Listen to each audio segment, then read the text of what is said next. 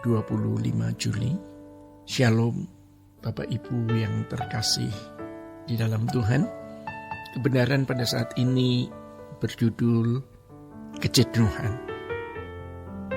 Bapak Ibu, harus diakui ya, ada masa atau saat di mana kita mengalami kejenuhan di dalam pelayanan.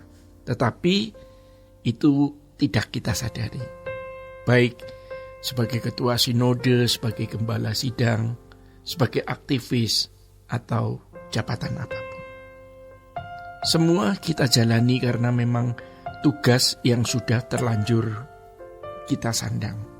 Jabatan yang sudah terlanjur kita pikul. Akhirnya perjalanan hidup kita sebagai orang percaya, sebagai anak-anak Allah, atau sebagai pelayan Tuhan menjadi lesu. Dan pasti kecepatannya melambat. Firman Tuhan mengatakan, janganlah kerajinanmu kendor. Ada kata speedo yang berarti kecepatan. Jangan sampai kita terjebak dalam keadaan kelesuan karena kejenuhan yang tidak kita sadari. Dan itu bisa berkepanjangan sampai bisa menjadi irama hidup, irama pelayanan, dan itu semua terjadi tanpa disadari. Ini adalah bahayanya kalau orang sudah jadi lesu. Ya, bahayanya apa? Yang pertama, dia pasti mencari kesenangan dunia. Dan selalu saja ada kesempatan dan sarana untuk itu, apapun bentuknya, sampai pada kesenangan dunia di dalam gereja. Pelayanan menjadi kesenangan duniawi, kebanggaan duniawi. Dan yang kedua, ya, orang yang lesu ini bisa jadi berdosa. Mungkin bukan dosa moral. Bisa juga kesombongan yang terselubung, ketidaktulusan, hati yang tidak murni, dan lain sebagainya. Intinya karakter Kristus tidak bertumbuh di dalam dirinya. Akhirnya, tidak sedikit gereja yang tetap menggulirkan pelayanannya dengan segala aktivitas, tetapi sebenarnya dia tidak menjuruskan pelayanan itu pada tujuan yang benar. Kesombongannya membutakan mata pengertiannya. Orang seperti ini tidak mengalami perjumpaan dengan Tuhan. Dia mengalami perjumpaan hanya dengan teologi. Dan dia bisa asik di situ. Jadi Tuhan yang dia pahami itu nyata secara hologram. Nyata tapi secara fantasi. Karena dia bisa merumuskan begitu teliti, bisa menjelaskan begitu detail, dia bisa berargumentasi begitu kokoh, tapi hologram, tidak bertemu dengan Tuhan secara langsung.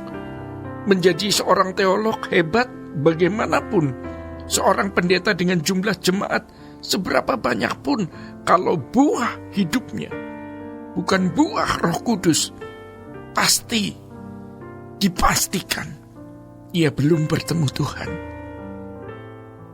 Tapi pada akhirnya kalau kita belajar kebenaran firman, maka kita akan menemukan puncak kedewasaan rohani, yaitu kebersatuan dengan Kristus.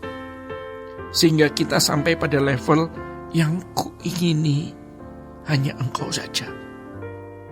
Buah hidup kita akan nampak sebagai orang yang benar-benar tidak mencintai dunia, tidak mencari nilai diri. Ya, tidak bisa tidak, orang ini akan seperti itu. Namun jangan heran, ya, kita jangan heran kalau akan ada orang yang memfitnah, kemudian membuli, mengancam kita. Dalam hal ini, hanya Tuhan yang bisa menolong kita. Kalau bukan Tuhan, kita tidak bisa utuh seperti hari ini. Tetapi kondisi seperti itu justru membawa kita kepada kompetisi tersembunyi, kompetisi terselubung. Siapa yang menemukan Tuhan yang benar? Kalau Allah yang disembah Abraham, Ishak dan Yakub, Allah yang hidup, baiklah kita temukan Dia. Dari hal ini kita mencari Tuhan. Maka supaya kita tidak menjadi lesu dari kejenuhan, ini yang harus kita cari. Apa itu? Yang pertama, kita harus mengalami perjumpaan dengan Tuhan. Yang kedua, kita harus mengalami sebuah perubahan. Pelayanan kita mendesak orang untuk mengalami perjumpaan dengan Tuhan.